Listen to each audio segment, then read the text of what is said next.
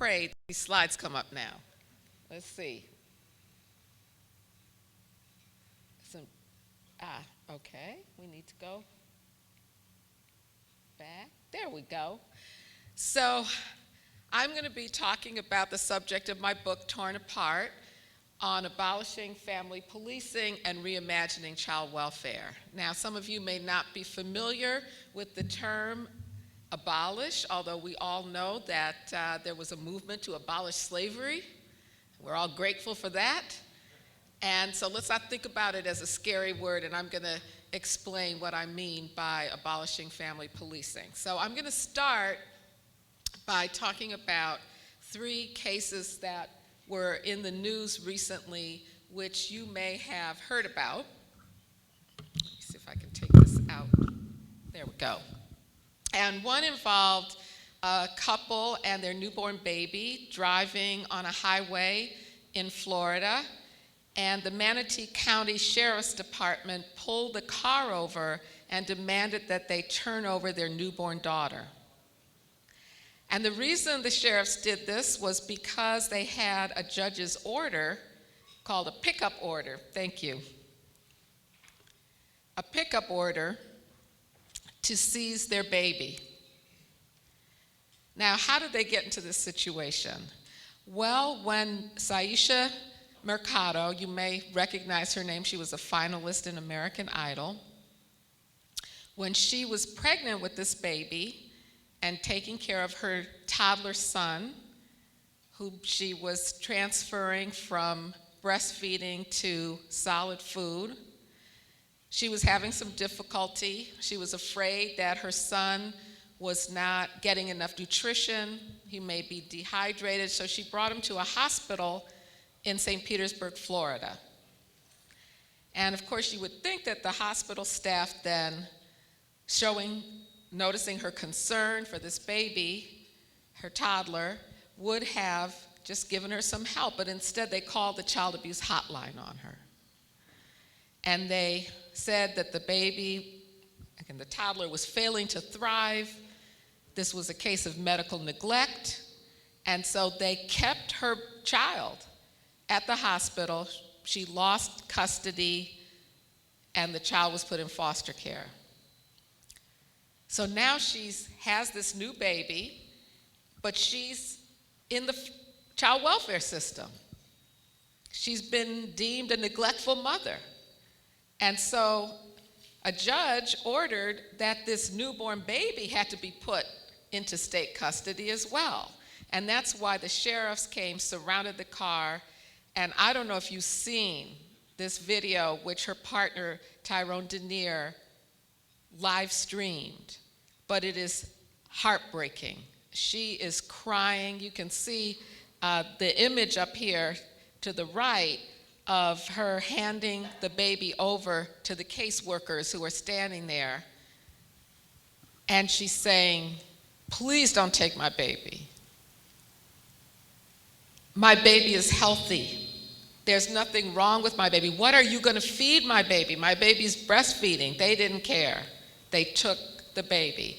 Now, I think partly because of her notoriety as a finalist on American Idol, because she had a team of lawyers, and because of the public attention to the case, the family was able to get the baby back after 10 days, but 10 days of a newborn nursing baby for no reason. There was nothing wrong with this child in the foster care system. You can only imagine the harm that that caused, and I cannot imagine any good that it did for that baby or their family. A couple more recent cases I'll tell you about quickly. You may have heard as well. The Clybourne and Williams family in Tennessee in February. They were driving from Georgia to Chicago to attend a funeral.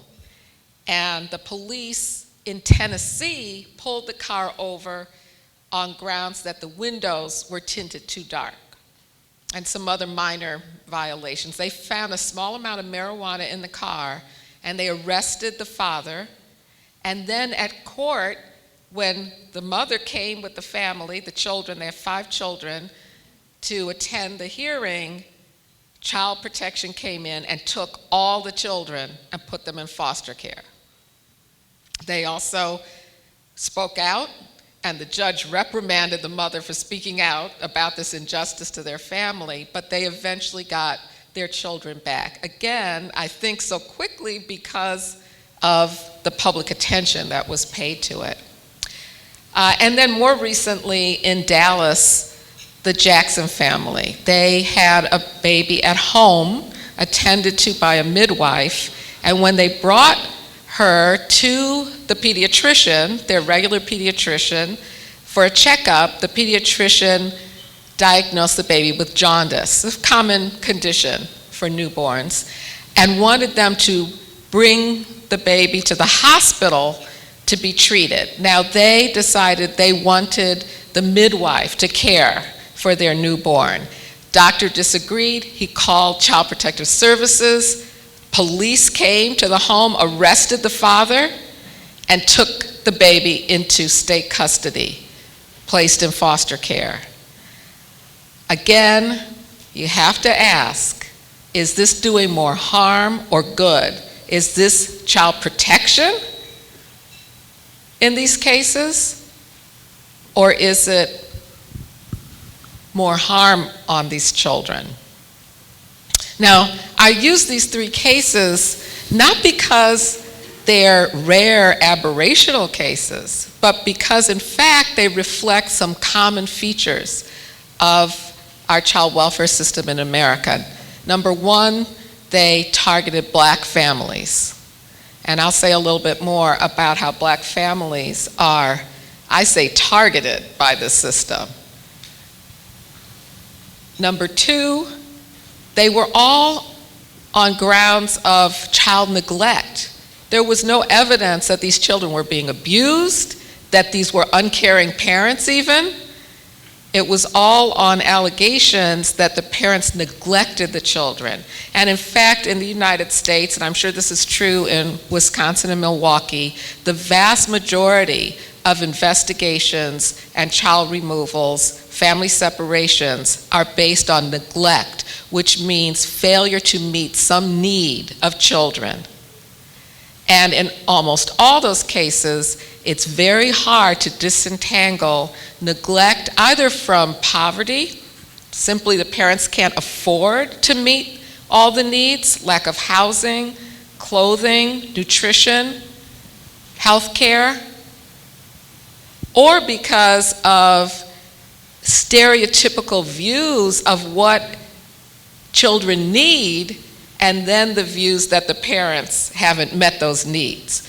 But they're not based on what most people think that child removal is caused by. They're not based on physical or sexual abuse. In the United States, only about 16 or 17% of children in foster care are there on allegations of physical or sexual abuse. Again, the vast majority is on allegations of child neglect. And then the third thing that these cases show is the deep entanglement of the criminal legal system and the civil child welfare system. They all involve police officers enforcing the removal of children from their families. And I'll say some more about how the criminal legal system and police officers are really inextricably entangled with the way in which the child welfare system operates in the United States. So I want to say a little bit about my journey getting to the conclusion I've reached that we need a radically different way of approaching keeping children safe and improving children's welfare in America. And I first learned about the child welfare system when I was working on a book, Killing the Black Body, Race, Reproduction, and the Meaning of Liberty. And that book is about the longstanding regulation and devaluation in America of black women's childbearing. And what brought me to write that book was I noticed, take yourselves back to the late 1980s, some of you were around then, some of you May not have been, but I was. Take yourselves back to the late 1980s, and you may recall there was a war on crack cocaine in black neighborhoods. And it was like no other aspect of the drug war. More intense police involvement, more arrests, harsher penalties for using or possessing crack or distributing crack cocaine than any other drug. And part of that war was against black mothers. There was a problem of drug use during pregnancy, not just in black communities. It's an issue that affects all communities, actually, but that had never been treated as a crime. All of a sudden, prosecutors began to arrest black mothers for being pregnant and using drugs. And this myth of the so-called crack baby was developed, that black children exposed to crack cocaine had medical problems and social problems that no other babies had. And you know very well, if you heard that image, the crack baby, it's a black baby. It's a black baby. And they were predicted to have irreparable damage. They weren't going to be able to learn.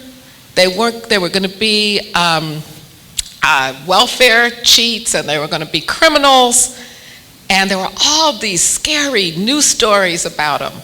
And then developed this policy that the way to protect these babies was to arrest their mothers, put them in jail while they were pregnant, or after they had the baby, if the baby tested positive, to charge the mothers with crimes. And they were charged with all sorts of crimes: child abuse, distributing drugs to a minor on the grounds that they were distributing the drugs through the umbilical cord before it was cut, attempted murder. Hundreds of black women around the country were being arrested. And I looked at that and said, well, why is it just a crime when black women are pregnant and using drugs? And I connected it to the history of punishing black mothers for having children. That was a piece of my book, but I expanded it into the whole history of the oppression of black mothers and negative stereotypes about black mothers. So as I was doing that research and began to talk with some of these women, I realized that to them, the biggest punishment they were experiencing was that their babies were being taken from them. In fact, there was a term border babies, because so many babies were being taken from black mothers and boarded at hospitals. There's nowhere to put them. And then, of course, these babies were failing to thrive. They're being warehoused in hospitals, and then the mothers were blamed for the problems that they had. Now, by the way, research has been done since that myth of the crack baby that shows that there's no such thing as a crack baby. These babies did have health problems, but that was because of the conditions in which their mothers were forced to be during pregnancy, which were conditions of everybody in the neighborhood, whether you use drugs or not. It's poverty. It's lack of good nutrition, lack of good prenatal care. All of that was the harm, but the mothers were being blamed for it. Well, then I started looking into what is this system that's taking thousands and thousands of newborn babies from their mothers and acting as if that's good for the babies. And that's when I discovered the child welfare system. And at that time, this is now the late 1990s, I discovered that black children were the largest group of children in the foster care system in America. The largest group, almost half of children in foster care in America, more than 40% in 1998, were black children. Black children are 13, 14% of the US child population. What did that mean? They were 4 times as likely as white children to be taken from their families. I couldn't believe this. I'm like, why isn't this number one in our civil rights agenda? Why isn't this something that every civil rights activist is talking about? We're talking about taking children from their families en masse. En masse. And there was nothing being said about it. Nothing at the policy level. No books being written about it. The book before then, the only book that was available was a book written in the 1970s, Children of the Storm. And so I said, I have to write a book about this. This is so obviously a racist system. I'm just going to be plain. I was living in Chicago at the time, teaching at Northwestern University, and I started to sit in on dependency court hearings. And I kid you not, all I saw were black families in the court pleading to get their children back. I never saw a family that wasn't black. And that's reflected by the statistics in Chicago at the time. More than 90% of the families of children in foster care in Chicago at the time were black. And I don't think it's changed very much since then. So I wrote a book that Jermaine Reed mentioned, Shattered Bonds, The Color of Child Welfare, where I just laid out the statistics, these startling statistics about the high rates of child removal in black communities. And I argued that this is a racial justice issue. We should be concerned, we should be alarmed, we should be doing something about this. Cannot be the best way to address the needs of black families by taking their children away. And the main service, so-called service, provided to black families by our child welfare system, where most of the money is spent, is on taking children away and maintaining them away from their families.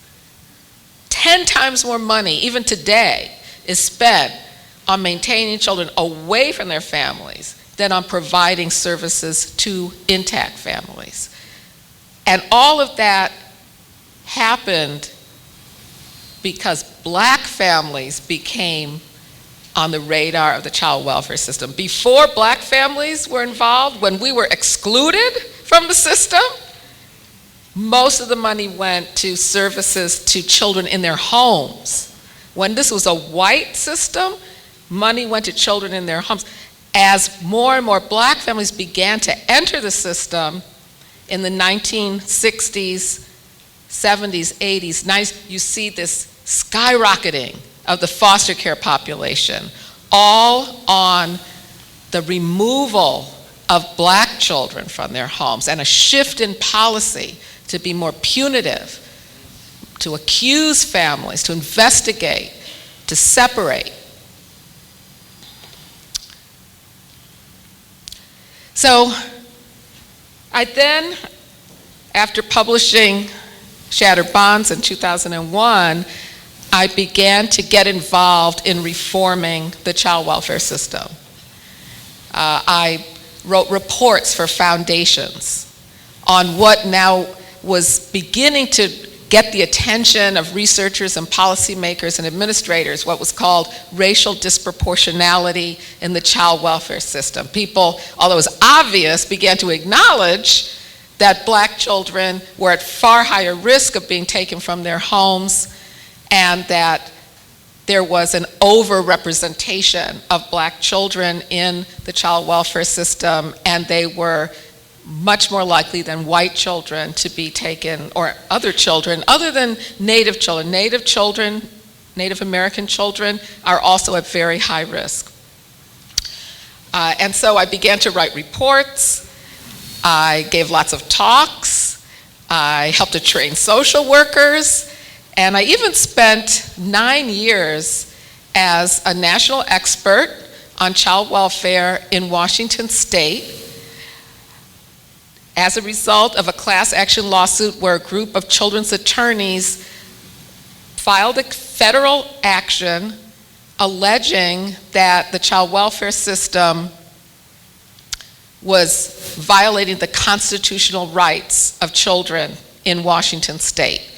And the state and the children's attorneys settled, And part of the settlement was to create a panel of 5 national experts who were going to create a plan for Washington State to reform its system so it stopped violating the rights of children.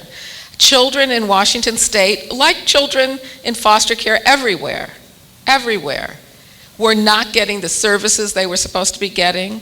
They were not being enrolled in school on time. They were not getting the medical care they were supposed to be getting. Children with special needs were not getting the special services they were supposed to be getting.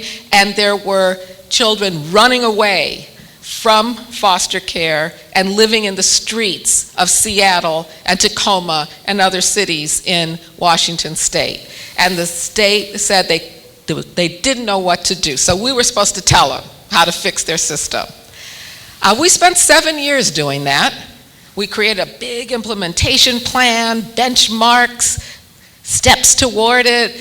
We met every month with, in Olympia or at a hotel in Seattle, and we went down, met with the head of the child welfare system, the attorney, someone from the Attorney General's office, and went through step by step. What have you accomplished? So after 7 years, we said, well, we need 2 more years because we haven't accomplished enough. So we spent 2 more years. After 9 years, I made so many trips across country to Seattle. That hotel at the Seattle airport, I knew inside and out. And we just basically gave up. It was like, we can't continue this. We may have made some progress, but fundamentally, the system was the same. It was still based on accusing parents who most of them did not have all the means they needed to meet their children's needs, accusing them of child neglect, investigating their families, giving them a long list of tasks they had to perform, many of which had nothing to do with the problems of the family. The idea that let's just train the parents better in how to be good parents, and maybe they'll be able to find housing. But train them better, maybe they'll be able to find medical care. Maybe they'll be able to meet the needs of their children with mental health problems if we train them better. Not providing the resources they needed, but providing some kind of therapy, because the idea is something's wrong with these parents. They're unfit, and that's what their problems are. But that doesn't work. And as long as that continued to be the foundation of how the system operated, this is why I call it a family policing system, because its purpose is to police families, to investigate them, accuse them, and supervise them. It does not necessarily, as I showed in those 3 opening stories, keep children safe or improve their welfare, because the system doesn't provide what families really need to improve their welfare. It provides means of supervising the families, but if you don't radically change the reasons why families don't have what they need to meet their needs in America, you're not going to make the changes. Our committee task force couldn't do it because we weren't assigned the task of really getting to the root causes of the unmet needs of children in Washington State. Let's see if I can get to can I get a little help with this? My next slide.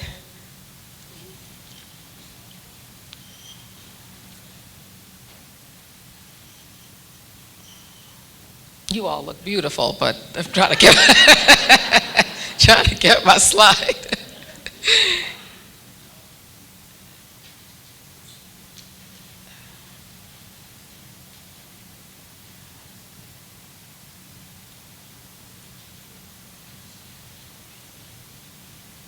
Aha, okay. So thank you. Let's see, okay. I ended up 20 years later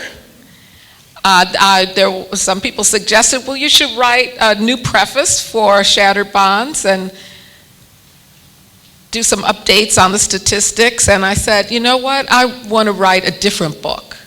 I want to write a book that tells the truth, plain and simple, about how this system operates, that doesn't hold back, and that says we just need to dismantle it piece by piece. This isn't something that's going to happen quickly. This is a almost $40 billion industry in America. So it's not going to happen quickly.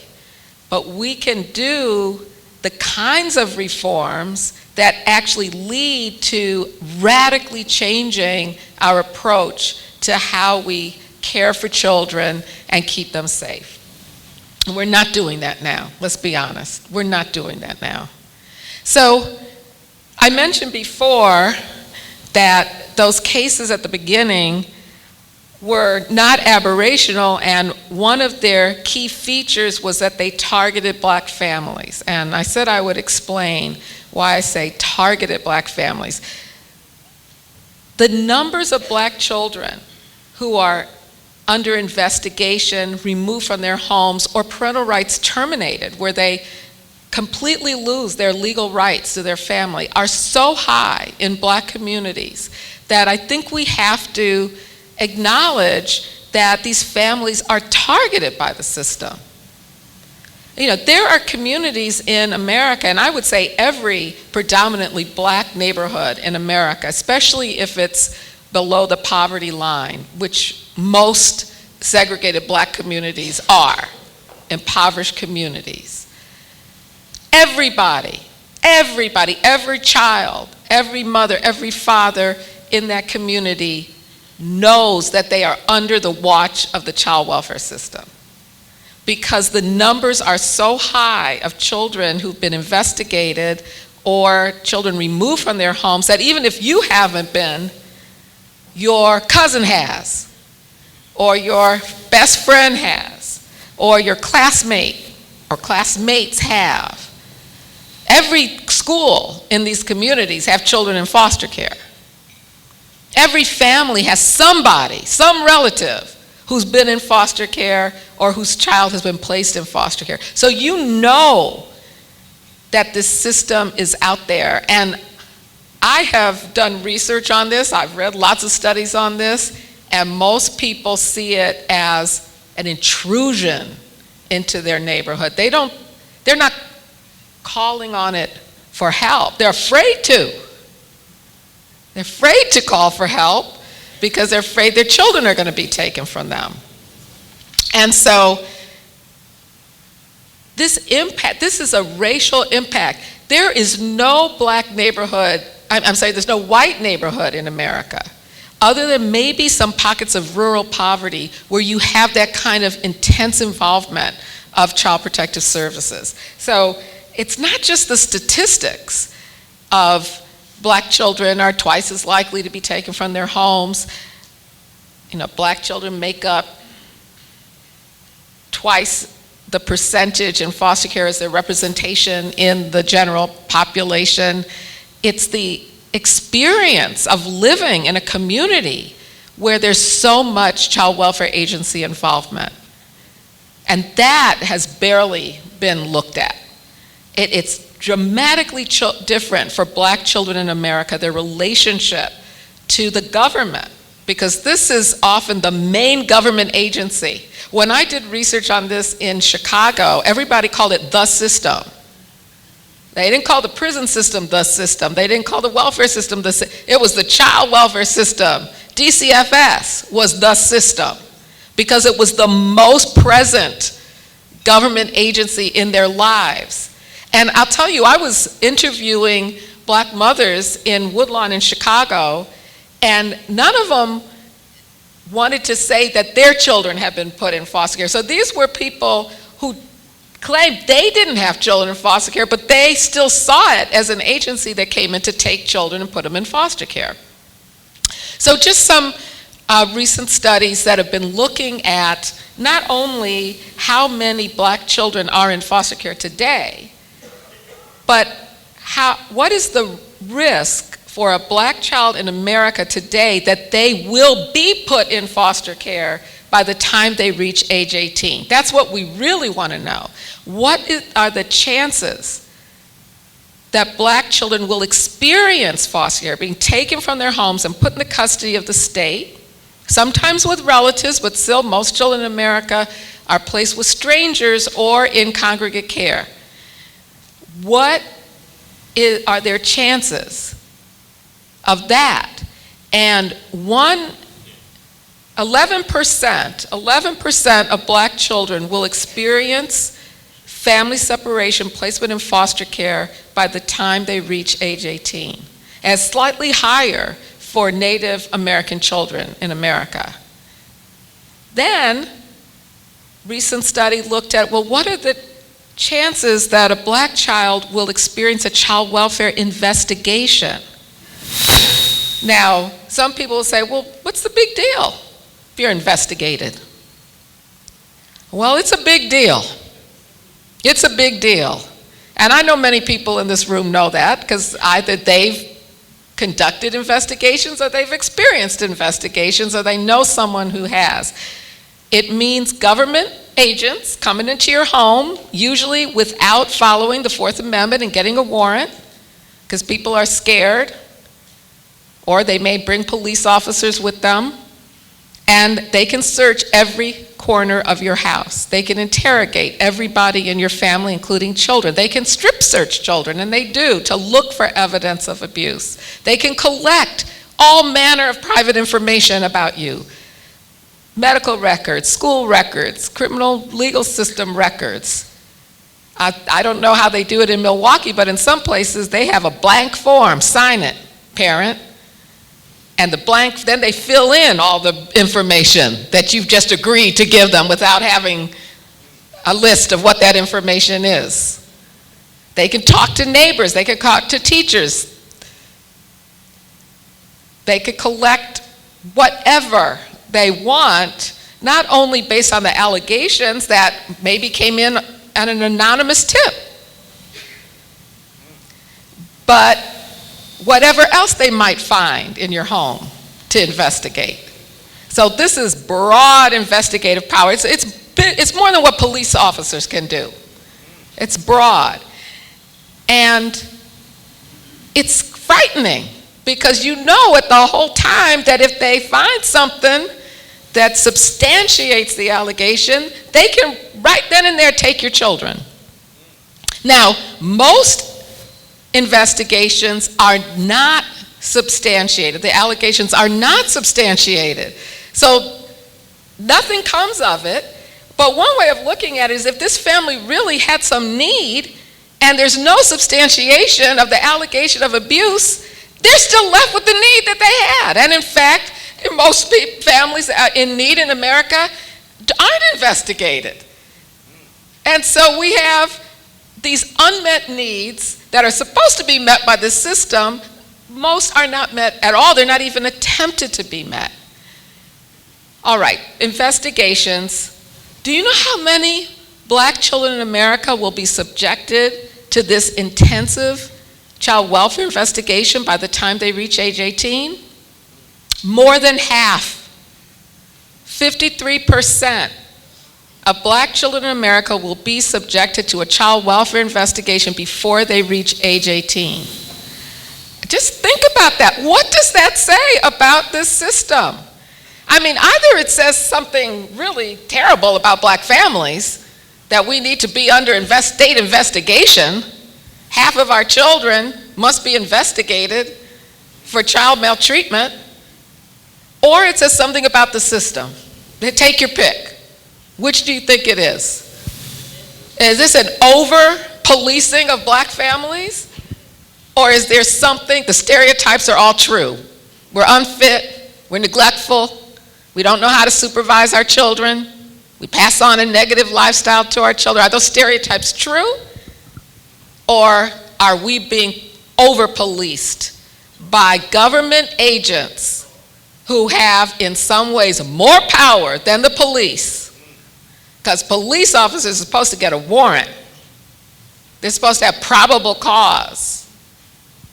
They're supposed to have some judicial supervision before they start intervening. You're supposed to know your rights. They're supposed to tell you, you have a right to remain silent. You have a right to an attorney.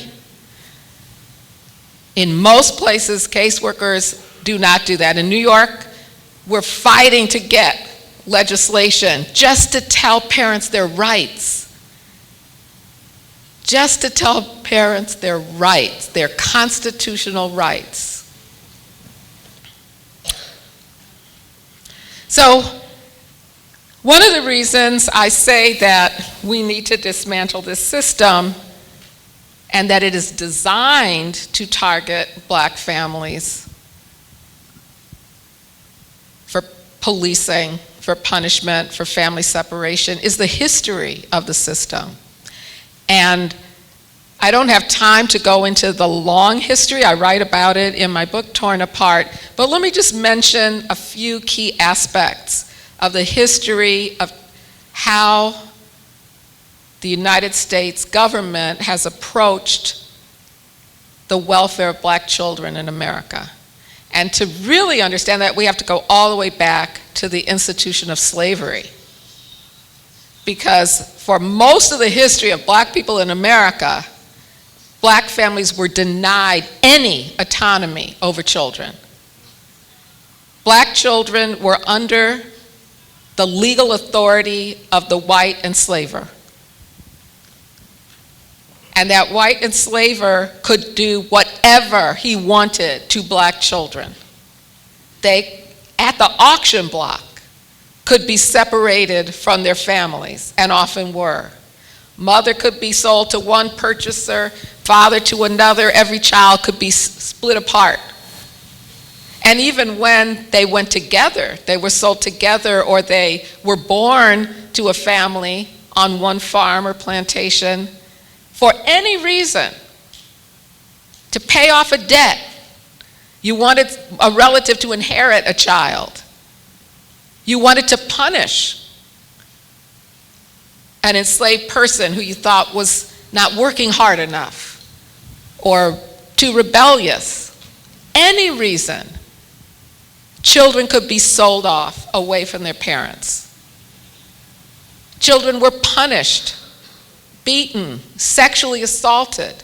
Parents had no legal authority to stop it. So this is the origin of the idea about black families needing supervision in America.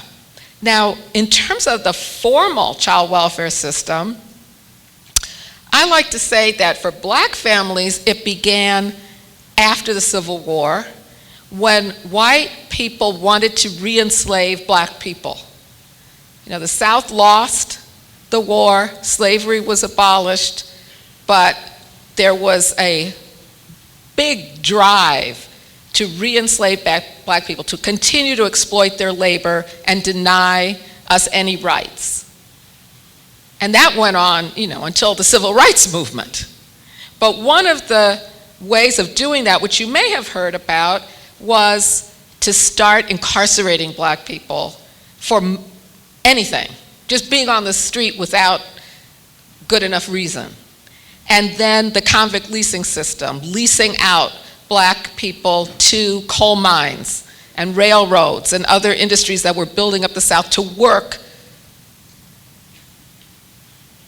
without any rights whatsoever. I mean, young black people put in mines, they never saw the light of day again, and working them to death, because now these company owners had no interest in extending their lives. They just get another one when they worked anybody to death. But fewer people know about the apprenticeship system.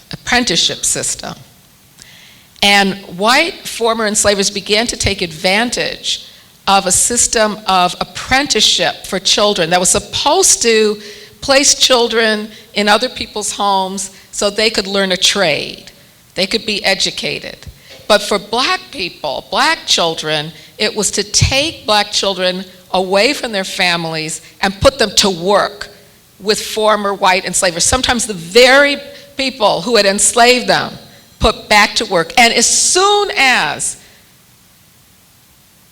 the 13th Amendment, 14th Amendment were passed, as soon as states began to emancipate black people, white people began to go into court and petition on grounds that black parents were neglectful and that their children needed to be put into apprenticeship.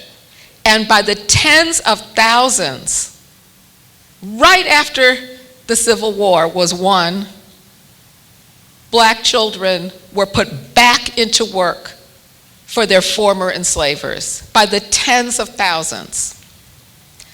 That, to me, is the beginning of the formal child welfare system for black people.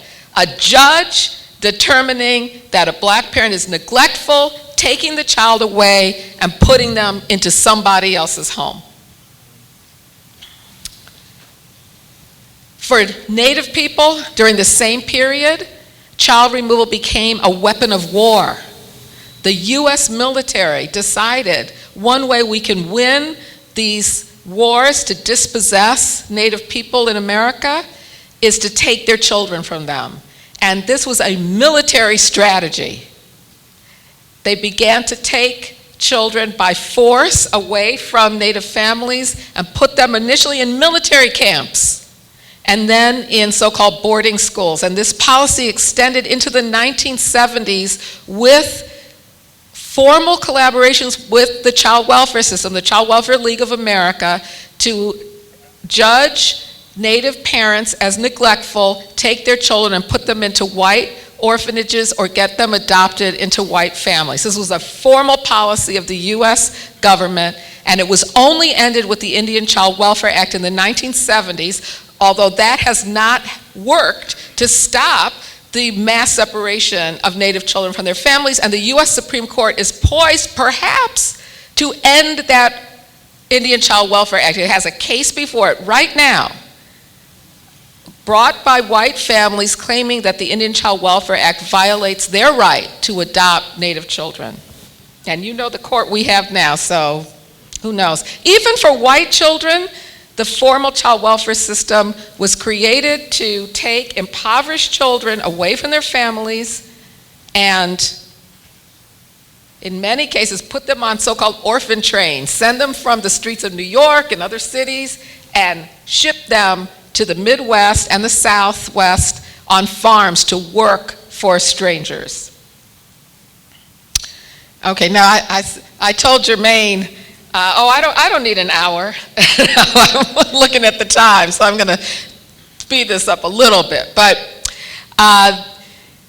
we have moved forward to the civil rights movement when finally, black people, based on decades of struggle, were able to get formally the rights that white people had in America. And that included the rights to welfare benefits, which had been given exclusively to white people who were impoverished or needed assistance to raise their children. But as soon as that happened, and as soon as we began to see gains like the Brown versus Board of Education decision holding that segregated education was unequal, we began to see the use of child removal against black families as a backlash to the civil rights movement. And so I just have some dates here of what happened with states in the South beginning to impose unsuitable home or suitable home requirements, so claiming that black homes were unsuitable so they could not get welfare, but then the rule that if you were denied welfare because you had an unsuitable home, your children should be taken from you, and we start to see the funding of foster care by the federal government in Title IV by Congress. And as I mentioned before, then the mushrooming of the foster care population in America, mostly because of removal of black children from their homes, a radical shift in policy targeted at disrupting black families. We also saw, and I already mentioned this at the beginning, the circulation of stereotypes about black mothers being dangerous to their children, a threat to their children, a threat to their communities, a threat to their nations, with stereotypes like the so-called welfare queen, the myth that black women were having babies just to get a welfare check and then spending all the money on themselves and not caring for their children. And this fueled both the restructuring of welfare, the idea that we needed to end welfare because black women were cheating taxpayers out of their money, but also the prosecutions of black mothers for being pregnant and using drugs, and the continual buildup of the foster care population, with black children being the largest group in foster care. There is lots and lots of documentation of racial bias in every aspect of child welfare decision making. In the reporting of child abuse and neglect, in who gets investigated, which children get removed, which parents' rights are terminated, how long children spend in foster care. All of that, black children are at higher risk, and there is evidence of racial bias by everybody. Studies that show bias by caseworkers, studies that show bias by judges, studies that show bias by reporters. And I'll just mention one area where there is airtight evidence of racial discrimination, and that is in doctors' reporting of child abuse and neglect. Whether we're talking about their suspicions when a child comes in with an injury, well documented, they're more likely to suspect it's child abuse when it's a black family bringing in the child for the exact same injuries, and drug use during pregnancy, well documented that black women are more likely to be tested and reported for drug use than other women in America. And mandated reporting, and maybe we'll be able to talk about this in our discussion section, but it sounds good.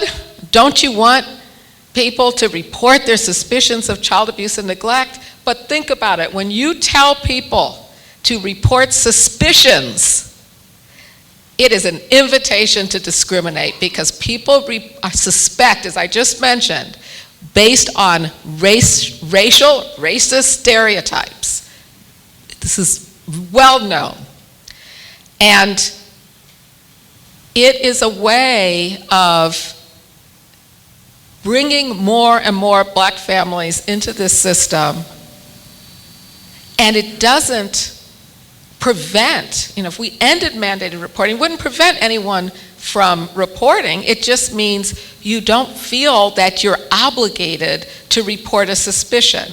What mandated reporting leads to is that all the people that are supposed to be trained to provide care and support for families, doctors, teachers, social service providers, they all become places where people are afraid to go for help because they're afraid that their children will be taken from them. Again, well documented that this is the impact of mandated reporting. I mentioned at the beginning the entanglement of the criminal legal system and the child welfare system in every aspect, including the joint training of police officers and caseworkers, and the use of police officers to enforce entry into homes and removal of children.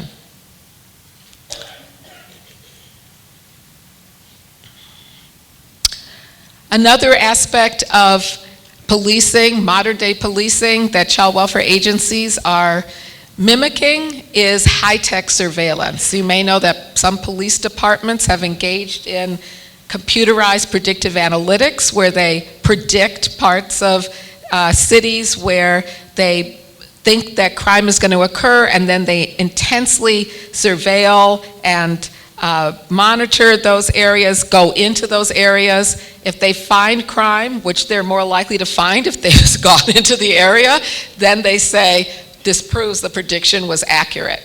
And so more and more child welfare departments are taking on this kind of high-tech surveillance of families where they use computerized data to predict which families are going to neglect their children and then trigger an investigation.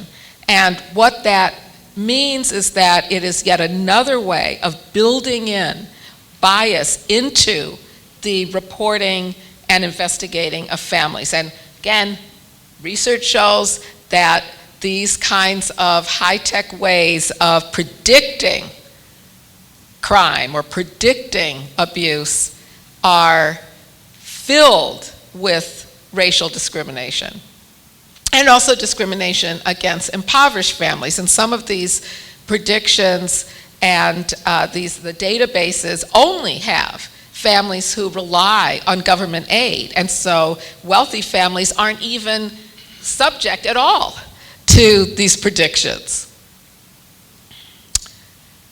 All right, I mentioned that.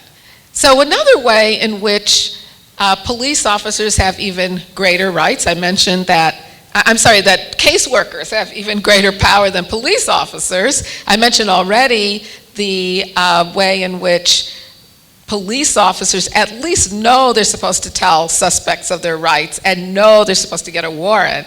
This is rarely applied in the case of child welfare investigations. Another is the way in which, even where it is legal to smoke marijuana or use other drugs, and so you would not be arrested for a crime, you can have your children removed. And I'm not sure what the policy is in Milwaukee, but in many places, as happened to this mother in New York, children removed on grounds that you use drugs. And this is being challenged in many lawsuits, but one in New York brought by the Bronx Defenders, challenging both the racial discrimination that happens with these policies, but also challenging the assumption that because a parent used drugs, that makes them unfit. Another entanglement of the child welfare system and the criminal legal system is the way in which family policing criminalizes black children.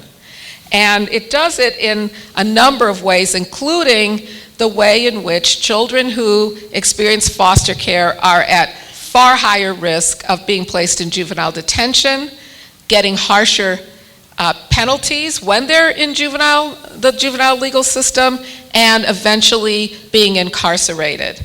Again, well documented that foster care puts children at risk of incarceration. And so that is one way in which I say it criminalizes black children, because foster care itself is structured to make children vulnerable to being placed in the juvenile and criminal legal systems. It also criminalizes black children in the way in which the settings that black teenagers are more likely to be placed in, what are called residential treatment facilities, which in many places are like prisons. And I just mention here to give some honor to two young black men, teenagers, boys really, who were killed in so-called residential treatment centers. Cornelius Fredericks in so-called Lakeside Academy in Kalamazoo, Michigan, and David Hess in Philadelphia's Wordsworth Academy, where for minor infractions, Cornelius Fredericks just threw a piece of bread in the cafeteria. They were assaulted by staff who really act like prison guards and killed.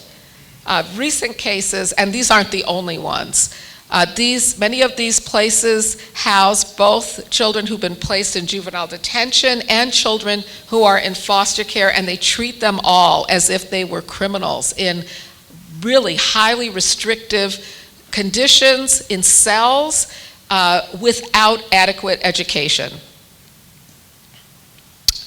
Now, on top of all these harms I've just described, which are unnecessarily imposed on families who the vast majority would be better served by giving them the resources that they need to care for children, these systems take money from the children. As this Marshall Project report shows, in most states and Washington, D.C., state child welfare departments become the financial representatives of children in foster care and take their benefits. Whether we're talking about SSI benefits, survivor benefits, or disability benefits. And they're not taking them to spend on the children. They're just putting them in the coffers of the city or the state and spending it on whatever they want. These children are denied these benefits that they are entitled to by the federal government. Many of these children would have had thousands and thousands of dollars had they been able to keep it, and then they age out of foster care with nothing after the state has taken their money. Wisconsin is one of these where the Marshall Project discovered that hundreds of millions of dollars have been taken from children in foster care by claiming their SSI benefits. And they work with what are called revenue maximization companies, like Maximus, where the purpose of these companies is to increase the revenue of states and cities. And so the point of it is, which children can we get the most money from? If you read, I write about this in Torn Apart, based largely on the work of David Hatcher, who's a professor at University of Baltimore Law School, and he collected the emails between Maximus and different state agencies, and they talk about children as commodities. I heard an NPR story the other day where they said that I hope I'm saying this correctly, my recollection is the CEO of Maximus made $6 million last year, while they are working to extract money from the children they're supposed to be taken care of. They have no right to that money. They have an obligation to care for these children. And that's on top of some places then charging the parents for what it costs to keep their children away from them. Can you imagine you're fighting to keep your children, then you get a bill? I write in Torn Apart, it's like a kidnapper taking your child and then giving you a bill for the cost of maintaining your child. That's what it feels like. That's what it feels like. And again, with this, they're not spending it on the children. So it's not even as if they're being reimbursed. They have no right to be reimbursed. They're getting federal funding and other funding to maintain children in foster care.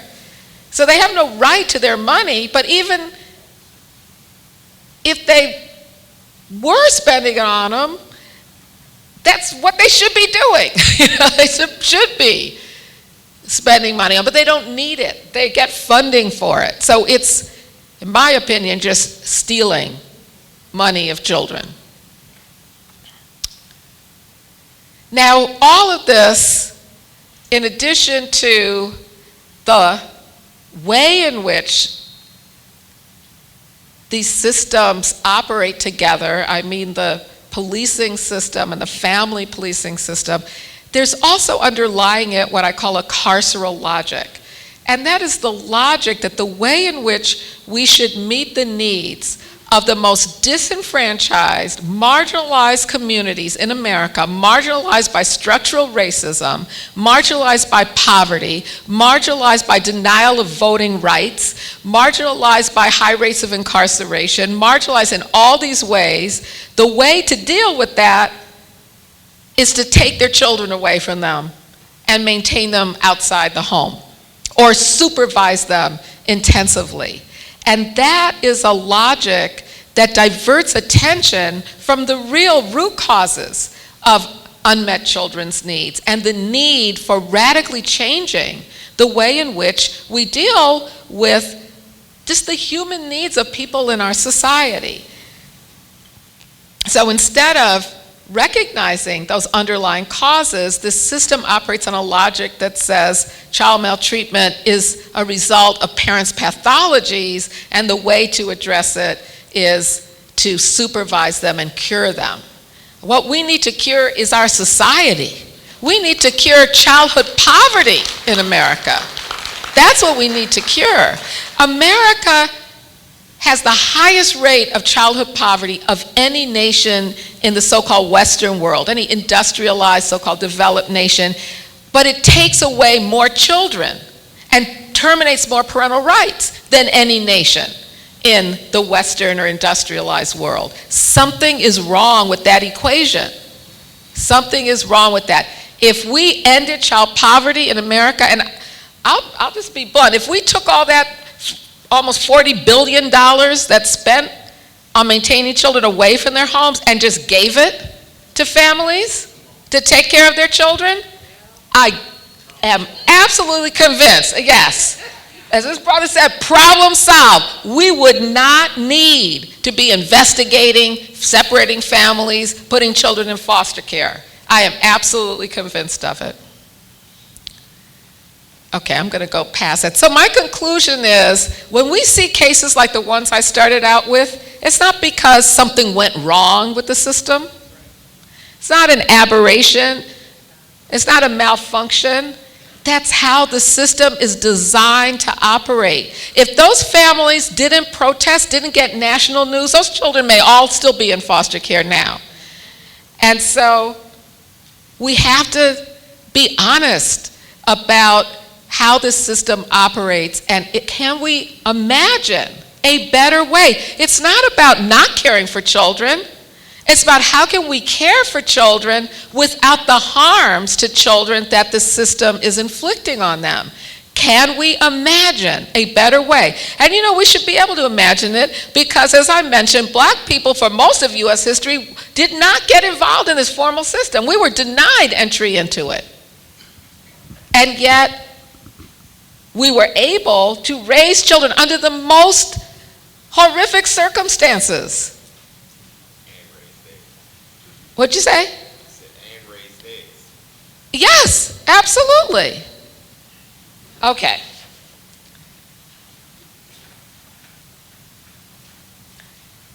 Okay, look, I'm just gonna, where's Jermaine? Can I just have like 3 more minutes?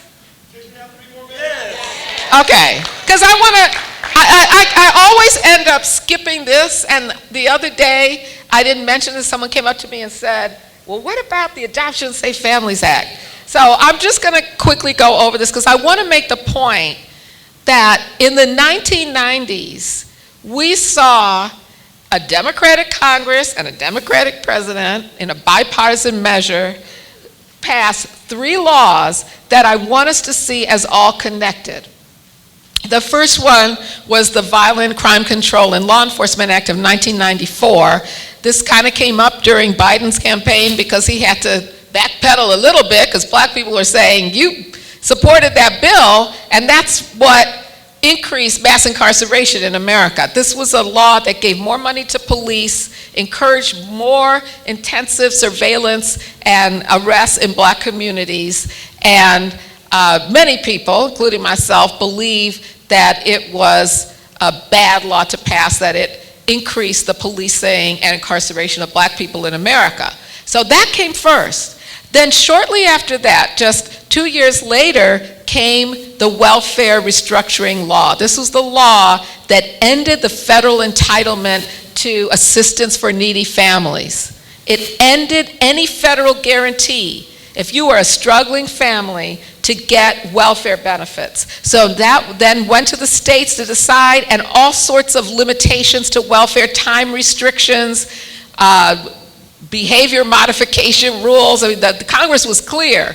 We're passing this law not to support families, but to encourage black mothers to get married, take low-wage work, and stop having so many children.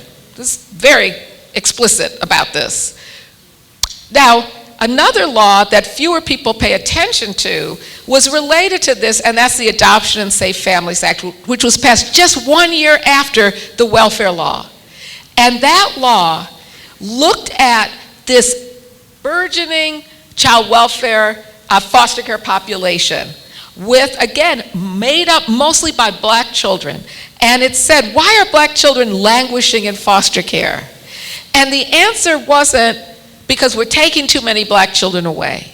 It wasn't because we're keeping them in foster care too long, we should return them to their families. It was because we're holding on to black mothers' rights too long. And we need to terminate their rights faster. And so the law sped up the termination of parental rights, again with black families and children at the forefront of this, explicitly mentioned in the lobbying for this law.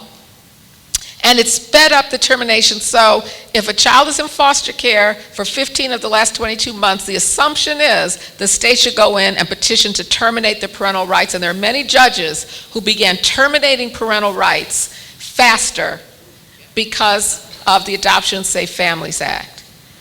And then incentives to get these children adopted with no similar incentives to return them home. Financial incentives, what some people will say are bounties on children's heads. States get more money. They get a bounty. They get a bonus if they increase the adoptions of children. So think about this. This is the first time in U.S. history where states were required to protect children from child abuse and neglect, mainly by taking children away. That's where most of the money was spent, but without the requirement to support families. Just think about how punitive this is. Locking up more black people, terminating more black parental rights, and denying any guarantee to federal assistance. The answer is lock them up, take away their children, not to really question why it is that there are so many struggling families in America.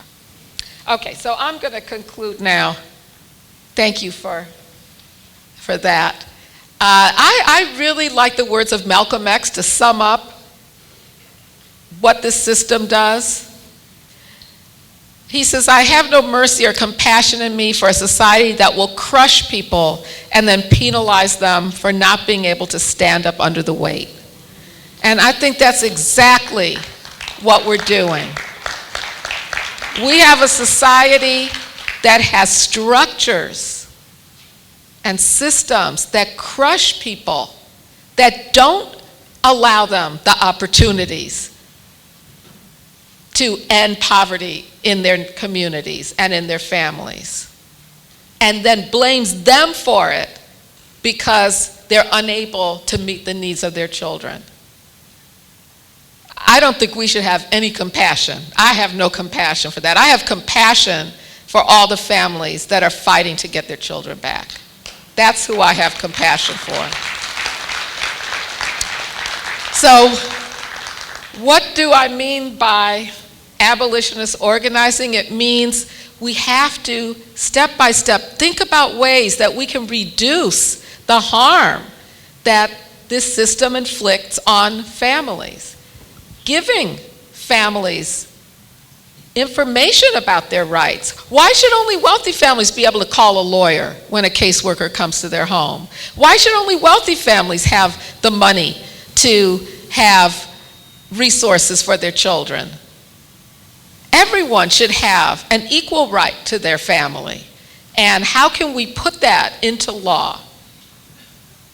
And then at the same time, again, this isn't about leaving families to fend for themselves, leaving children unprotected, leaving children with unmet needs. So how can we keep children safe? How can we support families? How can we provide the material resources that families need? How can we do that? Can we build up those ways of doing it through policy, through real social services that aren't about reporting people but are about supporting people, through community-based networks that provide the care that families and children need? So I really hope that as we continue in this wonderful conference, this wonderful collection of people who are all, I know every one of you is interested in how to end injustice for families and how to have a safer, healthier, more caring world. I hope that you'll keep that in mind as we move forward and work together collectively to actually put in place a reimagined vision of truly caring for families and children and keeping them safe. So thanks so much for your attention. Have a wonderful rest of the conference. Thanks.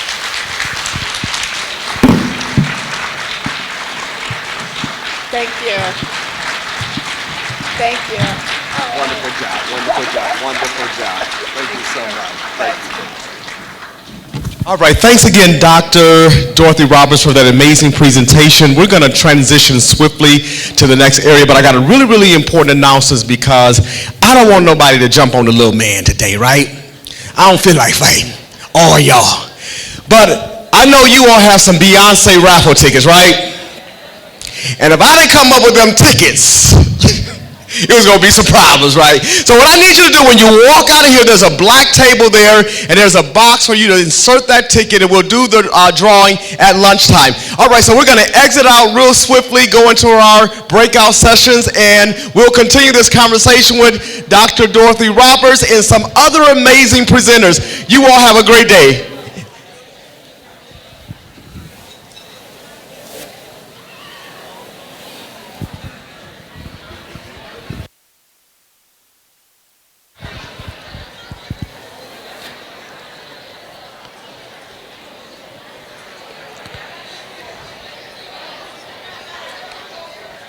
And we have volunteers who can guide folks.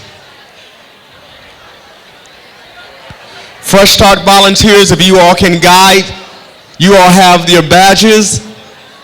You can stand there and we're going to be guiding. Teresa's a contact.